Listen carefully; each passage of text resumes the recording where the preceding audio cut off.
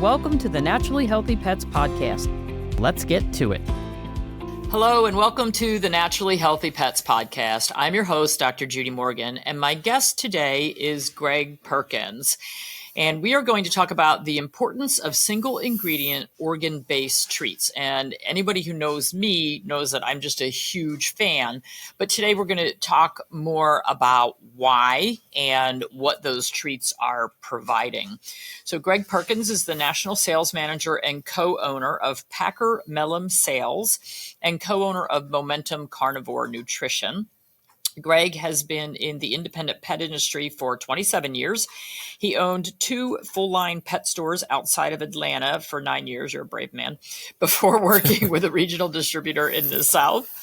He also worked for 2 pet food companies before joining Packer Mellum 8 years ago. So he's got tons of insider information. 2 years ago, Greg became co-owner of Momentum Carnivore Nutrition and just had a successful relaunching of the brand last year in 2023. He's very passionate about animal welfare and pet nutrition. Greg, thank you for being my guest today. Thanks for having me. I'm really excited to be here. So for me, from a Chinese medicine standpoint, and actually from a homeopathic standpoint as well, we know that like treats like. So I've just been this huge fan ever since I got into the food therapy and nutrition side of pet care, that if we've got an animal with heart disease, we want to feed them some heart. If we've got an animal with liver disease, we want to get some clean liver in there. And that's the trickiest one. But give us definition of and examples of different organ meats, because I think that most people think of heart and liver, but there's just so many more things that we could be looking at. Yeah, for sure. They're often sometimes referred to as glandulars, and when you look at traditional organ meats, you think of the liver for sure. I think that's the most commonly available and used.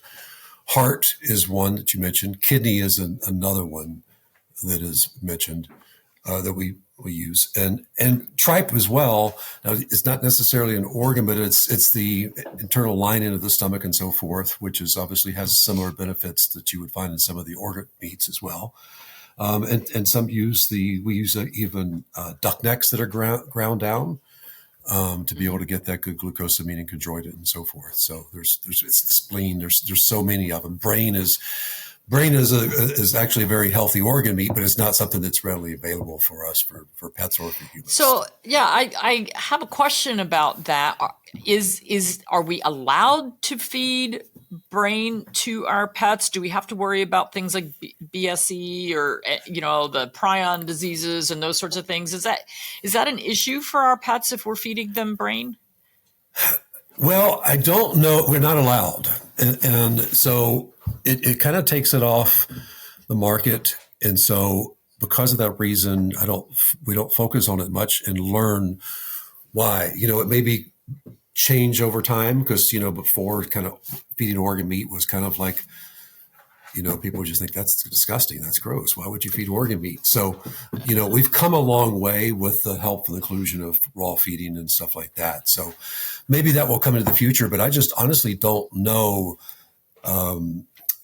the risk possibilities. I just know that in other countries it's used and people eat it themselves and enjoy it and get the benefits of it. So I'm sure it can be done. That is true. They do eat it. People do eat it in other countries. Yeah. Here in the U.S., we kind of go bleh whenever we talk about any organ meats.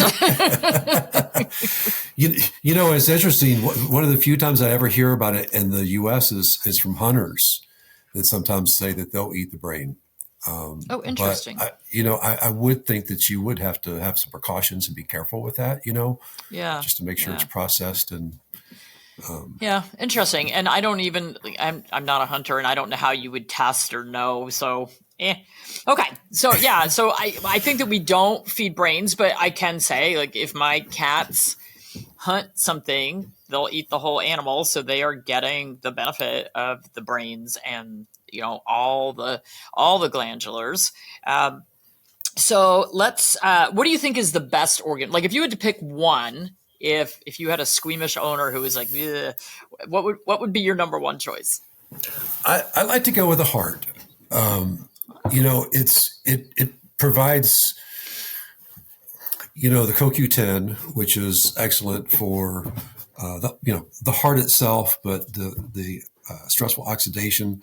So I think it does wonders for the health. You're only as good as your heart is. And so, like you said, like feeds like, for any of those patients or dogs out there, cats out there that would like to give them a healthier heart. But it seems to be one of the favorites of dogs and cats. It's always been one of our best sellers. And I think that's the case for anybody that sells either raw or freeze-dried heart meat and so forth. Dogs and cats can't resist it. In fact, we just, for years, Judy, we just really focused on dog. And we all know in their inner circle that if it's a single ingredient and it's healthy, it's actually good for the cats. They probably need it just as much, if not more. So we just, if I have a bag of freeze-dried hearts in my cabinet or sitting on my counter, my cats break into them every time. They love them. So for those of you with kitty cats, if you're not feeding freeze-dried hearts, get some because they cannot resist. My daughter actually taught her cat to do a lot of different tricks. And we think that cats are not trainable. Oh no, you give them a freeze-dried heart, you can get them to do just about anything. And one of my dogs absolutely will not eat unless there are pieces of heart on his platter next to his food. That's how we jumpstart him to eat every meal. And we have been going to the butcher and saying, can you just order us cases of chicken hearts or turkey hearts? Because if I run out, he won't eat. I cannot get the dog to eat without his heart. So he has trained us very well. So I agree with you. I think heart is really amazing, and heart counts as a muscle meat. So if you're making their food, you can grind up hearts or use them in place. So instead of having to go buy really expensive 93% lean beef, you can just buy hearts, which our hearts were really they're I don't know, $2.99 a pound at the grocery store, but I can get them other places at an even lower price. So I think they're a great addition. So I agree with you on that. So what would we use? I mean, liver is in almost all pet foods. Sure. Even the low end pet foods, liver is used. It Sure. is usually labeled as a byproduct, but I know in the upper end foods, it's always listed as a single ingredient. So why do you think everyone is so hot on liver?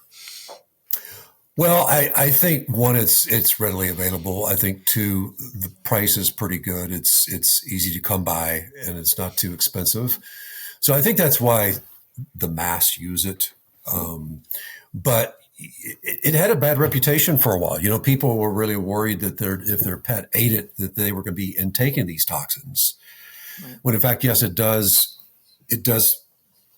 take in and filter the toxins in the body, but it transforms those fat-soluble toxins into a liquid stock, which will release into the urine or to the colon and so forth. So it's not present when you're feeding it to your pet. You just get the benefits out of it. And it's kind of funny. It's been called the nature's multivitamin, and it's a great term for it. You see a lot of trainers using freeze-dried liver. It's very palatable. It certainly gets the pet's attention. And it's kind of funny, Judy, I was in an event that we would set up, and there was a team that did trainings on a table and did a big booth, and they all came by to buy hearts and liver from us. And they said, we train so much that we need something to really get their attention because they've seen just about everything, and liver and hearts are what we typically turn to. So awesome. Yeah, I used freeze-dried hearts when I took my puppy. Well, the one puppy, that's the only thing he likes is hearts. So that was what he was using for training. I think our other guy, we might have used the liver, but so we don't as commonly look at feeding lungs or pancreas. We do see freeze-dried tripe a lot, and I like that particularly for our animals who have some GI issues because, again, like feeds like, and that's the stomach. What about spleen? Yeah, I think spleens is an excellent source. We don't do it ourselves, again, so we don't train a lot and talk about the spleen just because it's not something that we dig into much.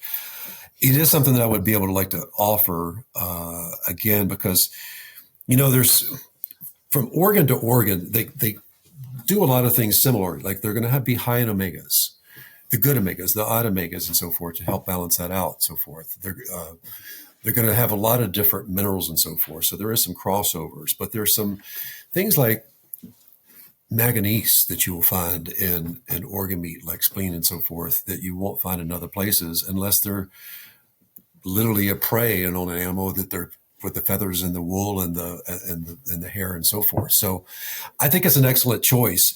But, one of the things I just wanted to go back to real quick was so many people using liver or whatever the case may be and tripe as well. I think the quality of it and how it's processed is a big important part too, because if you put it into something where you're going to raise the temperature to a certain level, are you really getting the benefit of the liver or whatever the case may be? Well, certainly with the tripe, if you're cooking the tripe, you are losing a lot of that probiotic enzyme, the natural probiotics and enzymes that are in the green tripe. And so that's a lot of times when I tell people that I want them to add tripe to the meal, they go to the grocery store and they see this bleached, white, dead nothing. That's not what we're talking about. We're talking about the really rich, green, stinky, stinky, stinky stuff, because that's where all the good stuff is. Yes. I didn't realize this, Judy, until I came on with Momentum and we started talking to suppliers and so forth about processing our tripe. And it was important for us to do it in a USDA facility, which they don't recognize as something that is edible. So they typically like to mark it if it's raw. If it's not raw, they won't mark it. Usually that's done with it can be with just a small little bit of a dye, an edible dye or something like that or whatever, charcoal, something like that. But the majority of what is in the human and in the pet world is bleached or scorched tripe. And you're losing the benefit. And that's just something that's like, why sell it if you're not actually getting the benefit from it? So. Yeah. I don't know too many people who want to eat it, but I do see it in the grocery store. We need to take a break to hear from our sponsor. We'll be back with you in just a few moments. Is this your first introduction to Momentum Carnivore Nutrition? Momentum's delicious freeze-dried treats are the perfect snack for your furry friend. These raw treats are packed with protein and essential nutrients to support your pet's overall health and well-being. Their freeze-drying process ensures that the treats retain their natural flavor, freshness, and nutritional value without the need for any artificial preservatives. Save 10% when you buy any Momentum product on naturallyhealthypets.com using the code PODCAST42. Treat your pet to something special from Momentum. They'll be begging for more. Want to learn more about traditional Chinese veterinary medicine food therapy? Well, now's your chance. In our TCVM Food Therapy 101 course, Dr. Judy, a certified veterinary food therapist, will share the basics of TCVM food therapy, the properties of food, and includes homemade diets for specific disease problems. Order the 2-hour course on drjudyu.com and use code PODCAST42 for a 15% discount. Welcome back. You're listening to Dr. Judy Morgan's Naturally Healthy Pets. I'm your host, Dr. Judy Morgan, and my guest today is Greg Perkins, who's the National Sales Manager and co-owner of Packer Mellum Sales and co-owner of Momentum Carnivore Nutrition. So we've been discussing the importance and benefits of organ meats, and one of the really interesting organs that people don't feed very often, but I love it because it can be a natural treatment for a few things, but that's pancreas. It's a natural source of those pancreatic enzymes. And for these animals who are having digestive problems or have allergies or have pancreatic insufficiency, I would much rather go to a nice natural, like give me some good fresh pancreas that I can add into that bowl. I would much rather treat it that way than have some sort of a highly processed or synthetic enzyme. What do you think? I agree. I think that any time that you can get something natural in its natural state is less processed as possible. That's the way to go. That's kind of what turned me on to this to begin with, is when I saw single ingredient organ meat in a package. I was a fan as a customer, and I thought I knew the benefits that this, could be for my own pets. In today's pet market, they are just eating so much commercial food that is overly processed, that they're just not getting some of the most beneficial things that aren't being offered, like you talk about. Like if you look at animals in the prey, because that's what we really learn from, is what they do in their natural environment. The first thing that the animal goes for is the organ meat, because that's the most nutrient dense. And often these animals in the wild will tell us exactly what our pets need. We just need to get it to them in the right format. Yeah. And I think that's where we oftentimes make mistakes for raw feeders or people that are feeding gently cooked. We look at things like hair and bones and, some of the things that we would go, like stomach contents, we look at it and say, ooh, why would we want to feed that? But like you said, the hair of the animal or the feathers of the animal that they would eat in the wild, that's where a lot of these trace minerals are coming from, manganese and zinc. Yes. There are a few pet food companies, like I just ordered some whole ground quail. And I love to just rotate that into my pets' diets once in a while, because I'm like, that's how you would eat it if you were to go out and catch a quail. And I think that that's why we end up seeing all these vitamins and mineral supplements getting added to food, because we are leaving out the natural sources of those. And I just know that for pet owners, particularly those who are new to feeding anything other than something out of a bag, or, a dry kibble bag, they get really skeeved out. My third book that I wrote was Canine Kitchen Capers. And one woman wrote a story in there about putting on like 3 plastic aprons and 3 pairs of plastic gloves to handle the liver, because she's a vegetarian and she's like, I'm just not touching this stuff. It's funny, Judy. I've been a raw feeder for years, and I just had this conversation yesterday where a customer was talking about the raw that they were feeding, but they didn't want to touch it, and they liked the plastic wraps and so forth. And I said, the things that bother me when I touch it is actually the hamburger meat and the chicken that I buy from the grocery store. That is true. You can't get that off your hands, and wash them enough. So it's just getting the concept out there. And I think freeze-dried sometimes is an easier method for some people to be able to deal with than go raw. For sure. So you have something in the show notes here. What is the thermal effect of food? And why should we care? Yeah, it's really interesting. Well, we should care because, I don't know the exact stats now, Judy. It changes from year to year, but as you and I both know, the majority of dogs, over 50% of dogs and cats, are overweight, and a certain percentage of those are obese. And that's not changing a whole lot. It's been happening since, I was having stores back in the late 90s and so forth, all the way to today.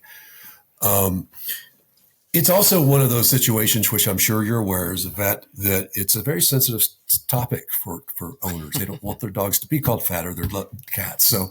But it is an important topic because it is a health concern. And so when we think about treats, we think about something as a reward or an extra, like they should have gotten all their nutritional benefits before what they need for the day. And often that's not the case. They didn't get that because they've been underfed nutrition through processed food. But we certainly don't want to give them a treat that has loaded with sugar and carbs and so forth that's going to add pounds, and it's not going to do anything for them. It's going to be difficult for them to break down. So when you look at thermogenesis, which is just a word basically for the science of studying how the metabolic system works and how metabolism works and how the energy, you can speed up the energy to actually burn through calories. You can do that. They look at the science of it through age and sleep and exercise and all that kind of stuff. But diet-induced thermogenesis has to do with the thermal effect of food. And it depends on the type of foods that you're feeding. So if you're feeding a very high quality meat, low carb or zero carb, then you're going to raise that rate quite a bit. With the fat, you will raise it about 0 to 5% at most. With a carb, you'll raise it about 5 to 10%. And with a quality protein like an organ meat, muscle meat that you're talking about earlier, you're going to raise that as much as 20 to 30%. So wow. You can be providing your dog and cat with a treat that actually gives them some nutrients and vitamins and minerals that they're not getting from their commercial diet, but at the same time, not adding to the problem of weight, maybe even contributing to them to be able to lose some weight and get more lean muscle. Yeah, I mean, that's you brought up a couple really important points, but I used to get really frustrated with people who would complain, I just can't get my dog to lose weight. And I see it on social media all the time. I can't get my pet to lose weight. My veterinarian told me to just cut back the amount of kibble I'm putting in the bowl by about 25%. We know now, thanks to work done by Steve Brown and Karen Becker and Susan Thixton, that when we do that, we are not providing all the nutrients that our pets need, because the pet food is formulated for an adult active dog. Well, first of all, there aren't very many active adult dogs. Most of them are sedentary. Most of them lay around the house most of the time. And so if we feed according to the label directions, we are feeding for that active dog. And that's what it is. The nutrients are formulated for being fed at that level for the weight of dog on the label. So when we say, oh, well, we'll just cut it back by 25%. Well, we now also cut back all their vitamins, all their minerals. Yes, we cut back calories, but we cut back nutrients. And so I would get really upset with people, and I still do get upset when I see that, because that is the wrong way. First of all, they're not going to lose weight. All you're going to do is slow down their metabolism even more because you're giving them less calories to process. But what I saw in practice was every time I took one of those animals on a high starch diet and moved them over to a very low starch diet and increase their protein levels, they lose weight without trying. We don't have to cut back on the amount. They're not starving all the time. It's a very, very easy way for our pets to lose weight, particularly with the cats. Cats are not supposed to be carb eaters. They are obligate carnivores. When we feed them meat, they stay nice and lean, and particularly if they're getting activity. The biggest problem with our cats is that they really get no activity because nobody entertains them. So yeah, I totally agree. And so I like putting it from a scientific standpoint of thermogenesis. Yeah, here's why it works. But from a practical standpoint, yep, saw it every day in practice. I mean, it's very frustrating. It is possible to keep your dog obese on a raw fed diet. I mean, I have a cocker who just, I can't, he's lost a little bit, but man, oh man, he came to me obese, and he's not active enough. Anyway, so what are some of the bad things that you see in treats? And I mean, I'm a huge fan, and it doesn't even have to, I love the single ingredient because we can focus on something that we want to be helping. But there are also what we call functional treats out there now where, you might add in things that are good for heart health. So you might have 3 or 4 ingredients. We have our Constitution's toppers, where we add in, from a TCVM standpoint. And then I know Momentum has their functional treats for GI and immune system and that sort of thing. But what are the bad things? Like if somebody is like, oh, geez, I've got to go out and look for better treats, what are things they should avoid? Well, I certainly go back to the high sugar, high salt that's often found in there, high starch. Those are 3 that are so common in there. It's almost hard to find treats that don't have one of those 3 in them, because you're just not helping, you're helping cause the problem instead of helping the pet in the right direction. So those are the first three. There, like food, there's some that have a lot of preservatives in them and so forth that I would certainly avoid. But I would try to keep it simple, something that is maybe a single ingredient. So you know exactly what you're getting. Something that is very palatable, because if you do want them to get the benefit from it, it doesn't do any good if they're not going to eat it, so you do want to make it enjoyable for them. It's true. And with treats, you kind of like to have the right appropriate size and the consistency for the right animal.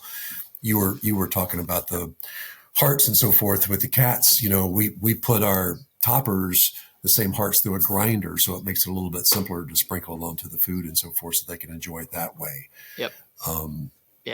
Whether they're raw feeders or kibble feeders or freeze-dried feeders, a lot of times they like to have certain shapes or different, formats that they prefer to eat. So something friendly to the animal, but also healthy, but doesn't have those. So avoid salt, sugar, dye, preservatives. Those are the biggies. And so most of the treats and those high starches, all those grains and carbs are just not doing our pets any good, particularly if you're handing out a lot of treats. And I see it a lot where people are so choosy about the food that goes in the bowl, and then they don't pay attention to the treats, and they're like, oh, look at that. It's got a cute label. It's got a cute, it makes it sound great. It's not. So, Greg, we are out of time.